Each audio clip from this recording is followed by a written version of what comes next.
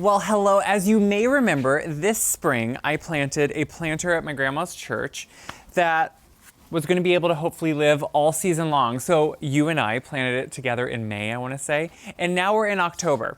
So this planter has been thriving all season. Grandma has been watering it weekly, diligently taking care of it. She's been trimming on it if it needs it because some of the licorice plant got a little out of hand, and so it got really big. But you know what? It did really well. It got full southern sun. It got wind and breeze when it happened, but it did really well. So today what I'm going to do is actually take it apart because we're going to have our first frost. Most likely our hard freeze this coming weekend. So the elephant ear will not make it because they're tropical. All these things just don't make it. So I do want to try to save the elephant ear because look how big some of these were getting. I know, it's kind of unbelievable, right? They're huge. And there's actually two different elephant ear in here. The two side ones are, I think, the coffee cup variety, and the center one is Heart of the Jungle, maybe. And they're beautiful because they have that purple tone in them with that dark green. So I want to remove those, pot those up separately, and then I'm going to actually take out and compost the greens. They won't live. My plant room does not have room to try to keep these all winter long, and they're annual, so it's okay. It's great green material for the compost pile. So usually when I'm doing something like this, what we're gonna do is I'm gonna start by removing most of the green material, then we can take out the elephant ear. So the reason I'm taking out all the extra annuals first is because it's hard to get to the elephant ear themselves. You know, elephant ear are one of those things that there's different varieties and they all have different types of root structure. My one grandma, who's no longer with us, she had a certain variety of elephant ear that every year she would save because it was a beautiful big bulb and she had numerous ones of them. These are going to be more roots that I want to save instead of just the bulb. Eventually, we'll see if the root structure gets big enough. But I'm also going to take out all these salvia. You know, the salvia didn't get as big as I was hoping, but I think they were just getting crowded out by some of the other plants that were in there. That's the thing. You know what? When things go so well and certain things do so healthy and like look beautiful, other things may get crowded out. But I actually, as I was doing this, Marilyn, who goes to this church too, stopped by and was saying how much she enjoyed the unique planting this year. It was something a little different, and it was just, it thrived a lot better in the full sun here than I thought, and it really needed the height. It's something that it doesn't usually have here, so it added some nice structure.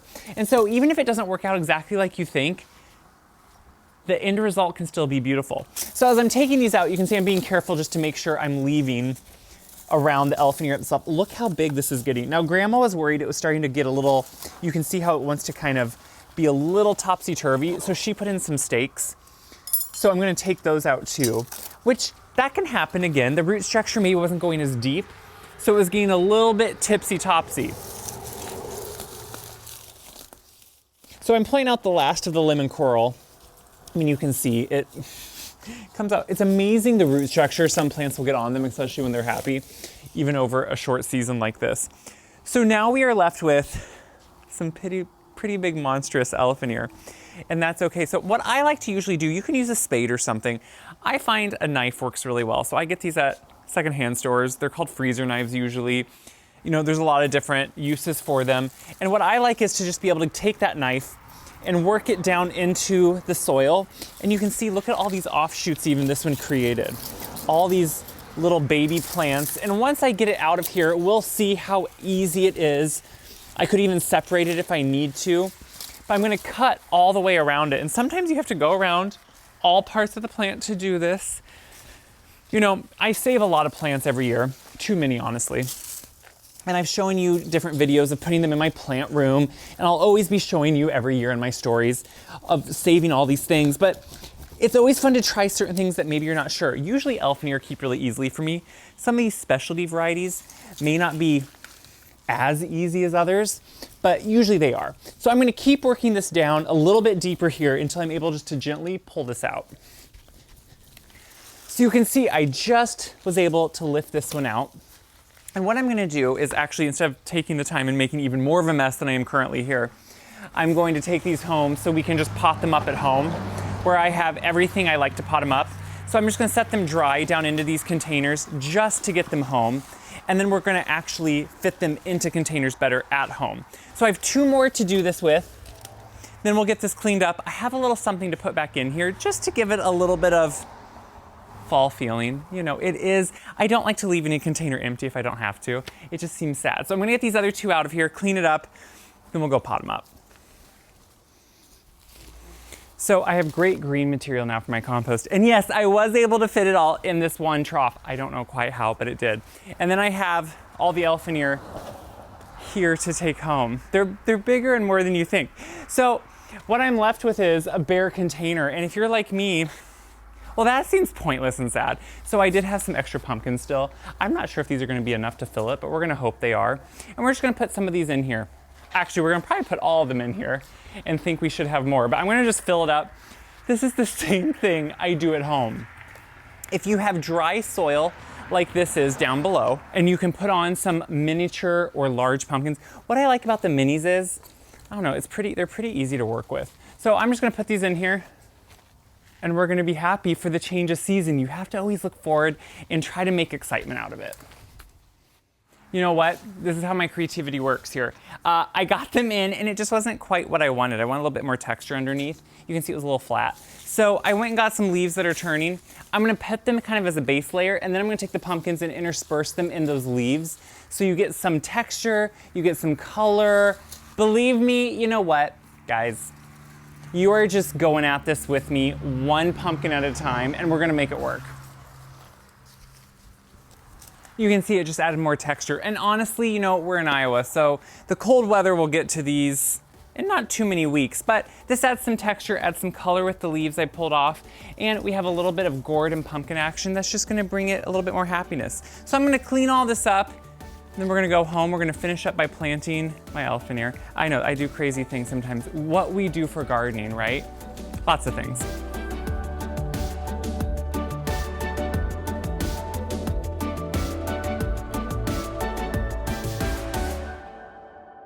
So we're home now, and I brought the Elfinier out here. I'm gonna pot everything up. It's a beautiful evening, so it's just fun to do this. Do you guys save plants that sometimes don't make sense, like tropicals? It's fun to do because you don't have to have a greenhouse. I have a plant room, but it's unlike any normal garage, bedroom, whatever we do to retrofit to try to keep plants, and that's what we're gonna do with these. So I put in here my organic potting soil that I always use. You know I love the Spoma potting soil because it's a great starter with organic matter in it. It has some great compost in it. It's a good soil. Now, since I am starting these Elfinier pretty much like a new plant, like their roots have been ripped up, they're really being started. I like to put in the biotone starter because again, that's just a beginning fertilizer.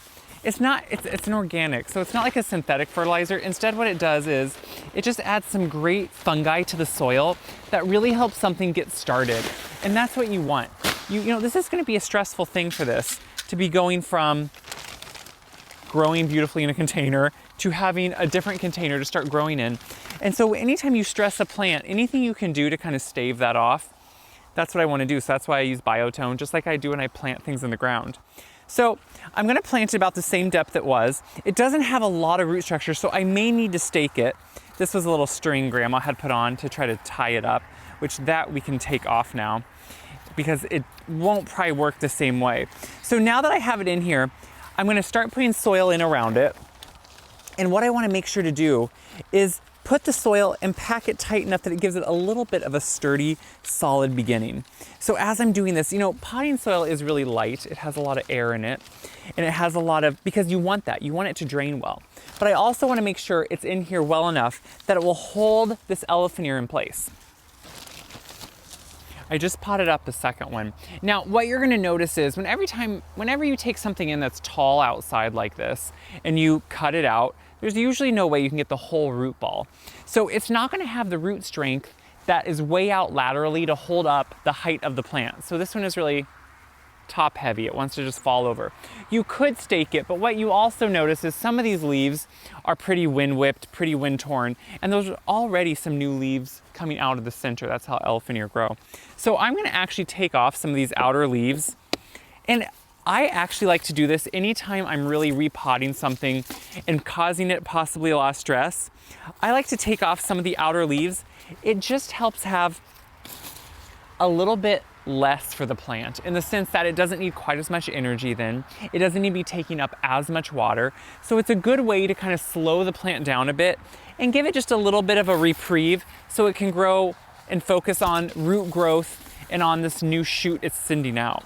And it also just makes it so it's not quite so topsy-turvy. So I have one nice leaf here, I have a new one wanting to come. And you can do the same thing and clean up, you know, any plant. So when I take my agave in for the winter, I do the same thing. I clean up any of the bad pieces, put them in my plant room once they're cleaned up. Do the same thing then when I bring them out in the spring, I'll clean them up. So same with this one. You know, it's gonna look bad the first moment maybe you bring it in because you had to take it out of its previous container and put it in a new one. But really, going around, this one actually doesn't look that bad. It's actually looking pretty good, so I'll probably just leave it. So at the end, you always want to, of course, water it. Watering it just like you would any new plant. And then once you take it in, the watering is going to be different than it is outside. You know, outdoors, any plant gets all the elements of the wind, all the elements of a full sun, and so it can dry out a plant quicker. Inside, it's really best to let plants dry out completely before you continually water them. I just find, especially for all the plants I keep, that works best. So these plants are ready to go into the plant room before the freezing temperatures this weekend. And I hope what this shows you is, guess what? We're not all know-it-alls in the garden. We learn as we go, and that's the same thing with this. I take plants, I save them, I learn each year something new, maybe keep them looking healthier the next year, but it's a lot easier to keep plants thriving than you think. You can put them in a sunny window, you can put them in your basement with grow lights, whatever works for you, but that's what's gonna work for me for these. So I hope it gives you inspiration to think, if I can do it, believe me, you can too. That's the point. So Grandma's planter is out of clothes for this year, but I think it worked out pretty well. It really filled in and it looks good. So happy gardening. Get your plants in before frost. That's the important thing.